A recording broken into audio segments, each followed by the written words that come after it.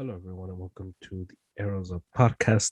This is German coming to you on this Monday night edition of the podcast, where today I want to talk to you about the Super Bowl that was yesterday and the recap of it, and want to go through some NFL just observations to look for into as we head into what's going to be the off season, and then in the off season you get whatever it's the quarterback controversies, the draft, so on and so forth. So it's going to be the recap and just some things to look for in the off season, as well as a Champions League. The Champions League returns tomorrow, and I want to do a little preview of some of the games, some of the big games that we're going to see over the next 2 days. And obviously none bigger than PSG versus Real Madrid versus Messi versus Real Madrid again. Mbappe versus his hopefully new team in the summer. And we're obviously not going to get the matchup of Sergio Ramos going up against Real Madrid this time, but we'll do that whole preview after the Super Bowl recap. Let's start with the Super Bowl. We had Super Bowl 56 yesterday live from Los Angeles, and where we saw, I don't know if it was I don't think it was a great game. It was a close game for sure. And I think one of the things that's being thrown out, and one of the things that gets thrown out a lot during close games, is that it's a good game. And the assumption always is a close game equals a good game. And I don't think that's the case. I don't think just because a game is close, it's good. And yesterday's Super Bowl, and I know a lot of what I'm going to say about this game is going to be taken from the standpoint of maybe I'm a hater, I'm salty. And I will, in full disclosure, I was super bummed out watching the Super Bowl yesterday just because it was so hard as a 49er fan not to think that, man, we should have been in that game. That should have been us. And the last time I felt like this was when the Seahawks played the Broncos and they completely dismantled them in that Super Bowl. That's the last time I felt like that, because I felt the same way. Man, that should have been us. We should have been in that game. And ironically, I didn't feel that way about the Giants' loss, and probably because I felt like it was the beginning of something, and I felt like it was a good benchmark for that team. And for some reason, I didn't feel that heading into that Super Bowl. But yesterday, we had a game that was close throughout. It was a game that the Rams started off in the first drive looking unstoppable. We obviously knew about the defensive troubles for the Bengals and just everything that they were going to have to endure if they were going to beat this Rams team. But it started out fast in terms of the first drive, and you had everything clicking for the Rams in that first one, capped off by Odell's touchdown, and it just felt like one of those, oh man, here we go. This is going to be the coronation for the Rams. This is going to be Odell's, complete middle finger game to all the critics, everyone that said he was just a diva. He's able to come into LA and buy into, the culture, the teammates, everything. We're going to get just a complete love fest for what's Donald, what's Stafford, Cooper Kupp, obviously. And it just felt like from the first drive, it felt like it was going to be a blowout game where we just are crowning the Rams. And it didn't turn out that way. The Bengals got to a slow start. The Rams scored again, but this time they couldn't make the field goal, which betting wise, I think it turned out to be a big deal. If you ended up getting the Rams plus 3.5 or so, I think, obviously in the adjusted bets and the adjusted lines, I mean, it's probably screwed you over. But then we saw the Bengals get some momentum. We saw the Bengals make some plays. We saw them towards the end. The Bengals were kind of running really well against this Rams team.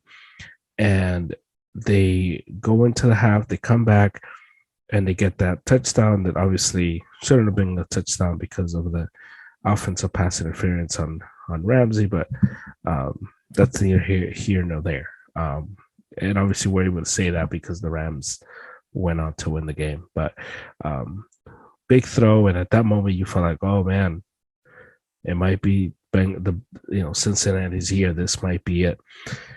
And then it became just they kind of just stood still. The offense has stopped, and the game began to drag on. It was a close game, but it wasn't this intensity. You couldn't feel the magnitude of the moment as in other, like in other Super Bowls. And it felt, I tweeted out just after the last score where for a while it was 20-16, and I tweeted out it feels like the next team to score is going to win this game. And I said that like in the third quarter or so, and surely enough the Rams score, they get the touchdown late, and that turned out to be the game winner. Some notes from the game. In the first half, the Rams defensive line didn't get much pressure on Burrow. I think he was sacked like once in the first half. In the second half, they went crazy, and they were able to get in and kind of take advantage of the matchup that we all thought they were going to be able to take advantage of.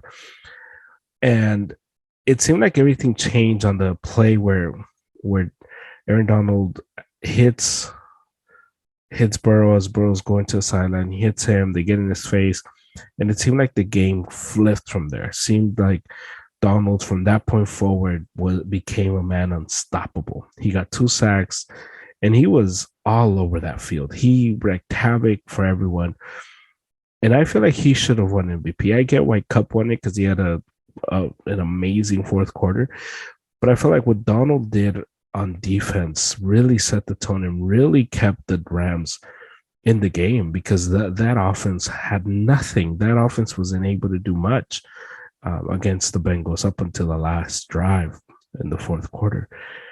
And so it was such an interesting game to see, because we all kind of wanted it to be. We all wanted this game to be great, and it just didn't live up to the billing. I don't think. And if obviously if you disagree, and if you disagree for real, not if you're a Rams fan who says, "Oh, we won the title."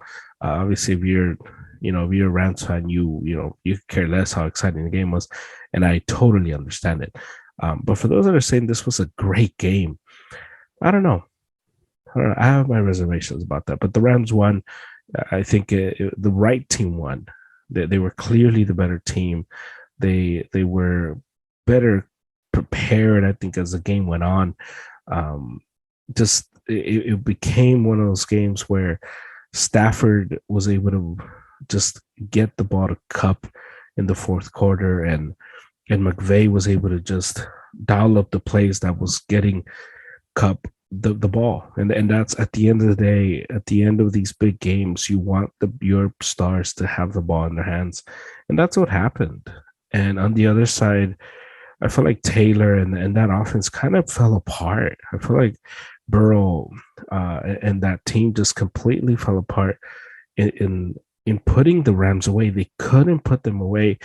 And not because the Rams were, obviously they were getting to quarterback, but it just the execution wasn't there. And it just seemed very, it just, as the game wore on, it just felt like, man, like the Rams are in this game, and the Bengals are not able to put them away, are not able to just slam the door shut, because the Rams were there begging to be put away, begging. They couldn't get the run going. Stafford was erratic, and they just were begging to be put away, and the Bengals wouldn't do it, and they lost, and they ended up getting beat. And so the Rams win. and it's a celebration. And the whole thing with McVay is, that came out during Super Bowl week was that he was going to retire because he wanted to go to the booth. He said no. That was his response to that. So we'll see how that plays out. Obviously, Stafford is now viewed in a different light because of what he won. And the thing that always happens, whenever a team loses the Super Bowl, is the conversation is these guys will be back, and this team will be back. And I've rooted for the 49ers a long time, and I've rooted for them after 2 Super Bowl losses. And one of the things that happens after Super Bowl losses is that the next year is tough. It's tough to come back from that. And usually teams have a sluggish start after losing the Super Bowl. And I look at the Bengals and I think, man, could this have been their chance? Obviously, we look at sports, and I had a pod with David last week talking about the greatness of Tom Brady and how it's unfair to compare anybody to Tom Brady. But because of Tom Brady, and even to do another example in a sport, because of LeBron James and all the times he was in the finals, we kind of assume the great ones are going to get to finals over and over and over again. When the reality is that these guys are an anomaly. What Brady and what LeBron were able to do to get to so many, Super Bowls or NBA finals that's rare. That doesn't happen a lot.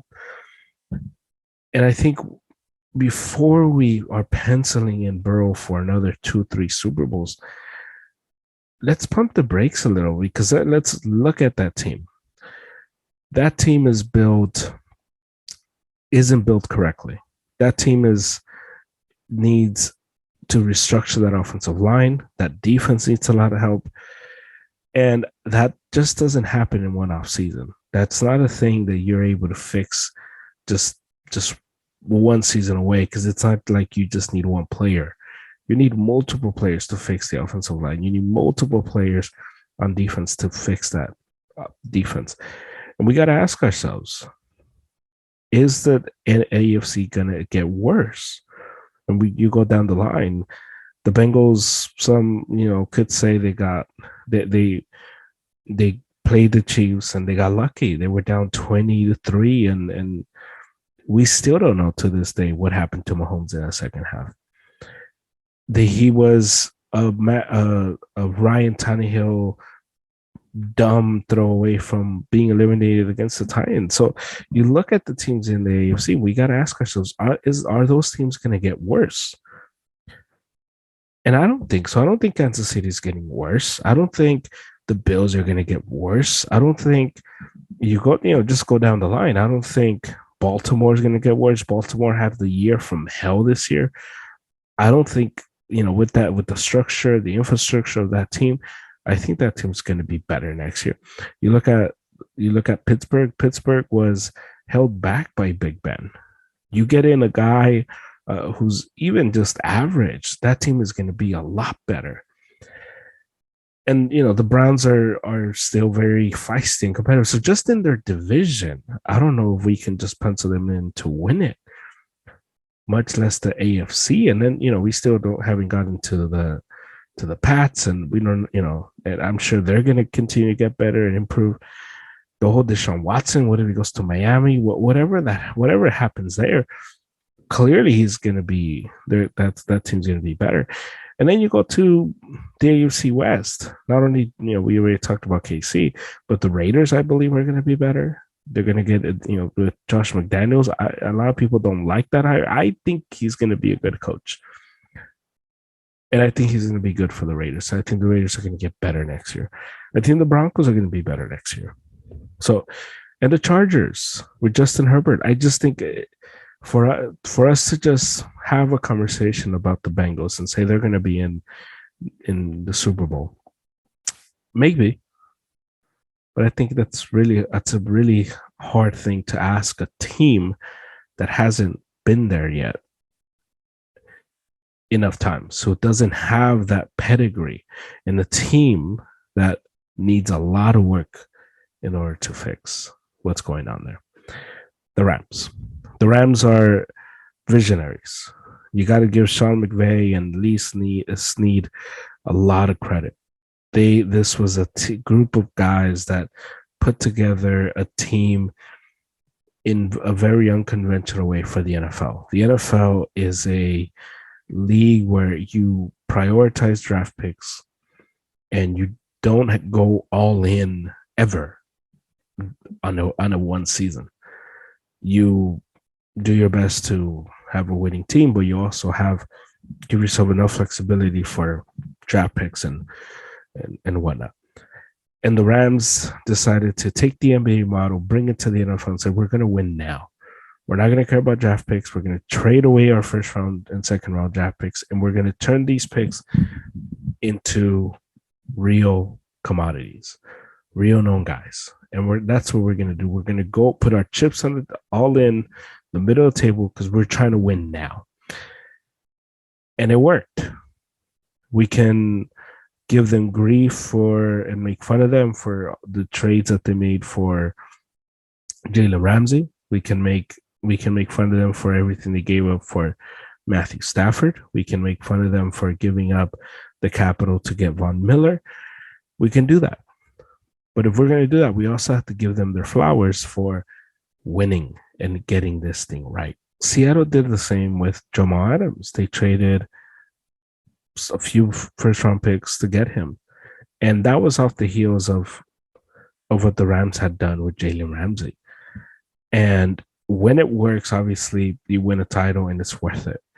When it doesn't, you are like the Seahawks and you're stuck in with a guy who you kind of don't know what to do with him because he can't really cover, and his only real and his value is in the rushing and stopping the run, but he's a safety. So you got to give those guys a lot of credit for what they were able to do. And in sports is all about copycats. So whatever works, another team is going to try to do it. That's why you're getting a lot of Sean McVay and Kyle Shanahan, people getting hired. It's why it just the way it goes. So this model is probably going to be people are probably going to try to replicate this, and it may not work. And they may at the ugliest stage, it will blow up in your face. And the Rams, with everything that they did, and obviously, it's well documented how much I hate this team. You got to give them a lot of credit for going all in and being willing to risk it all to win it all. And it worked out for them. So let's do some offseason stuff. One of the things to look at heading into the offseason, I think the big story is going to be what Tom Brady does. Does Tom Brady indeed stay retired? Does he hang it up, or does he come back? And if he comes back, who and where does he want to play? For who does he want to play for? Obviously, I made my pitch to Tom Brady last week, asking him to come to San Francisco, and I think that's a real possibility. The 49ers have said they're going to trade Jimmy. They're going to try to trade him by March 16, and Jimmy's well aware of that. So, they're going to move him. For where and for what, it's yet to be determined, but he's going to be moved. So, obviously, Brady watch is going to be what dominates the news. Second thing is, what are the Packers going to do with Aaron Rodgers? The Packers already announced today this week that they were all in on Aaron Rodgers. Aaron Rodgers just won the MVP again. He's a 4-time MVP winner. And so what happens to Aaron Donald? Another possibility for the 49ers. And the 49ers are in an interesting spot because they are linked to Rodgers and Brady, but also to Trey Lance. And it looks like Trey Lance is going to get the keys to this car. And I'm sure the Niners would be willing to sit him if you're able to bring in a Rodgers or a Brady to do what Sean McVay and the Rams just did and win now. So that's something to look for. The second thing, what is Pittsburgh going to do? Or the third thing, what is Pittsburgh going to do at quarterback? What's going to happen there? Are they going to go for a big name guy? Obviously, the draft picks for the quarterback in this draft are not that highly touted. So obviously, that's not something I don't see Pittsburgh trying to trade up or move up to get one of these guys in the draft. But I can see them going for Jimmy Garoppolo, for example, or another veteran quarterback. Maybe they put the chips all in and try to get Rodgers. Never know. And then we have to ask ourselves what's going to happen with Deshaun Watson. Is that situation going to get fixed? Where is he going to land? Obviously, he didn't. Obviously with the Brian Flores thing, I don't know what's going to happen there, and that's another thing to look for. How does that get solved? Does it just go away? We don't know. But where's Deshaun Watson going to land? Does he still go to Miami? Has that's been the favorite destination? But it seemed like all those things were linked to Brian Flores more so than it was to the Miami Dolphins as a franchise. So we'll see where all that lands. And finally, the retirements. Is Darnold going to retire? Is Sean McVay going to retire? And that's another thing to look for in the offseason of the NFL. So with that said, it was a great NFL season as always. It's always fun. It's always sad when the Super Bowl ends because it's the end of football. And at least for the next 5 months, there will be a conversation about football. I'll definitely talk about football when the news and when it times come to do it. Maybe I'll do a drafting and in preparation for the draft, and the cycle goes on and on and on, and free agency, so on and so forth. So I'm hoping my Niners are able to make some moves, are able to solidify the secondary, and are able to shore up. Again, it's well documented. I'm not a Trey Lance guy, so if we're able to get Aaron Rodgers or Tom Brady, sign me up immediately. Onto the Champions League. The champions, Real Madrid, PSG. Let me do just around the pitch, so to speak, and just to get a full scope of what of what's awaiting us in the Champions League. Here we go. So we have games Tuesday and Wednesday. We have Tuesday, we have Sporting versus Man City in the round of 16. I think Man City should easily get through Sporting, should easily get through that first game in Portugal. So, I think that's pretty plain and simple. Inter versus Liverpool. Inter has been has had a resurgence in their league, and they're right now a point away versus Milan with a game. They still have a game pending, and so they win that, they go up to first place. So Inter has definitely made a big turnaround in as a club, and so they get Liverpool in this matchup.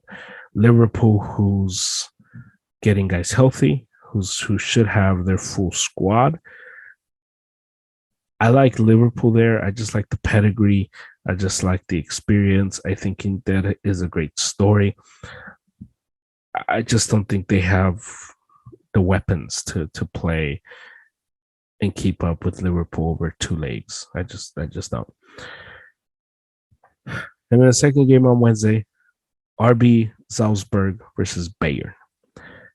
Bayern, the German champs, the German giants, probably the game in pound for pound, borrowing a phrase from boxing, the scariest team in this competition. They're so well-rounded, so well-coached, so dominant. This is a team that have been very sluggish in their league. They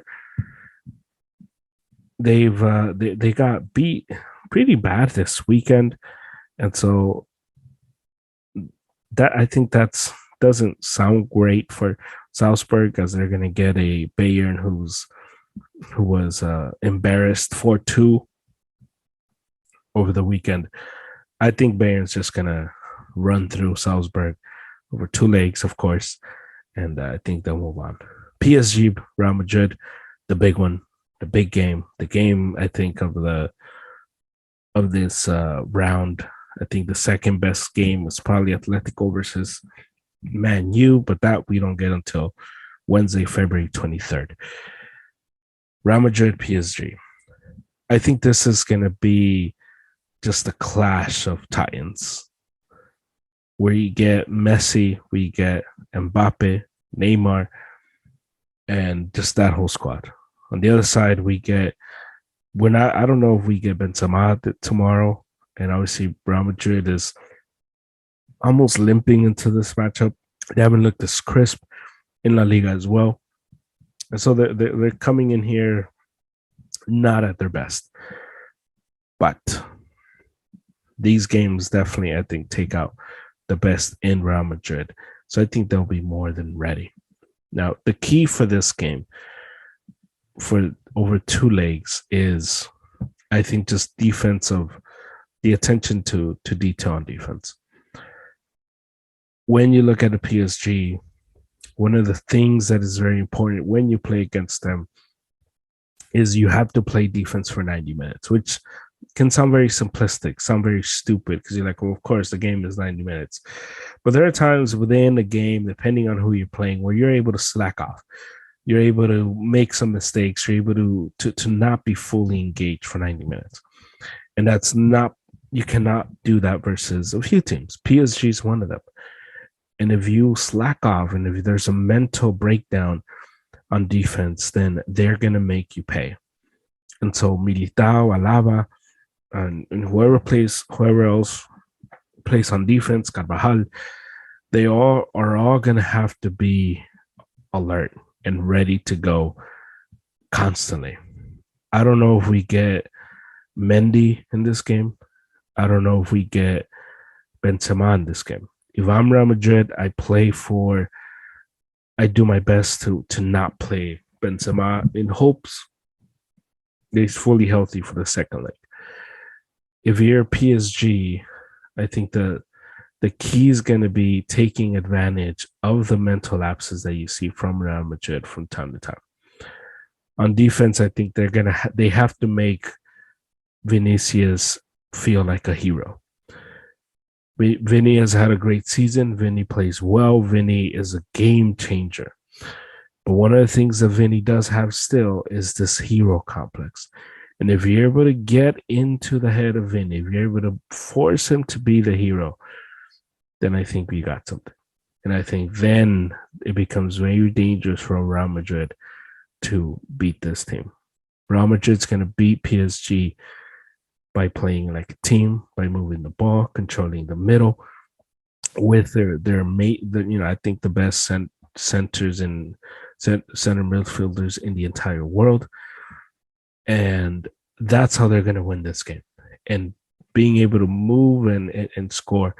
I don't know if we see Hazard in this game. I don't know if we see Bale. He played over the weekend. I don't know, but the key is going to be the front dudes playing together, moving the ball and moving without the ball and creating opportunities against Navas and that defense and taking advantage of them. I think it's going to be an amazing showdown between two teams that are both have their eyes set on winning multiple trophies. And this begins here. We don't get Sergio Ramos, which as a Madridista makes me happy that I don't have to root against him, at least not in this leg. We'll see if he plays in the second leg. And we'll see. We'll see how it all goes. So that's what I think. I got Real Madrid, obviously. I think Real Madrid is going to win 1-0 tomorrow. And I think they're going to move on and win overall in the 2 legs. Man City, Bayern, Liverpool. That's what I'm going with. Those are my picks. That's the pod. So thank you for listening. This is German for the Arrows Up podcast. Until next time, Hala Madrid.